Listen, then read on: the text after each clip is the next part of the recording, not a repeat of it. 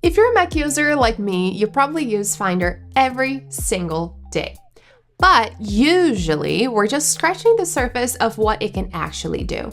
If your desktop is a mess of icons and you're tired of clicking through 5 different folders just to find one document, you're in the right place. So what is Finder on Mac exactly? Think of it as the heart of your computer. It's how you find, organize, and manage basically all the files that you have on your Mac. In this video, I'm going to show you how to master it, from customizing your sidebar to some shortcuts that will totally change your workflow. So first things first, where is Finder? You can find it as that happy face icon on the far left of your dock, and it's always running in the background. To open it, just click it, of course, and if you already have one Finder window open and need another, you can use the shortcut Command-N. Now, a common question is how to close Finder on Mac, and since it's a core part of the system, you can't quit it like other apps, but you can close individual windows by clicking the red circle or pressing Command-W.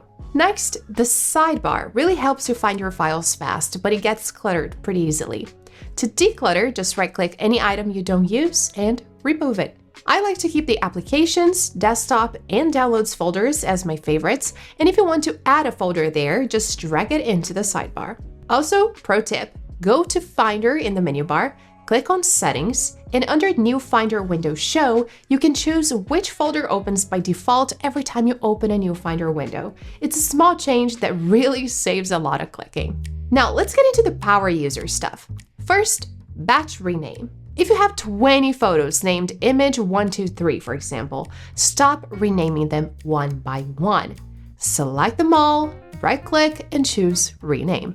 You can add text or numbers to all of them at once. I like to use the format option, so under Custom Format, choose a name for your photos, add a number under Start Numbers At, and click Rename. Next, jump to Folder. If you know exactly where you're going, press Command-Shift-G. This opens a Go To Folder window where you can just type the path and jump straight there. Number 3, View Modes. In Finder, you don't need to stick to icons. You can switch between icons, list, columns, and gallery views at the top of the window. Gallery is great for photos, while column view is best for seeing exactly where a file sits in your folders, and my favorite is the simplest one, list. I feel like it's the most organized option, but it definitely comes down to your personal preference. Now, path and status bars. Click View in the menu bar and enable the path bar and status bar.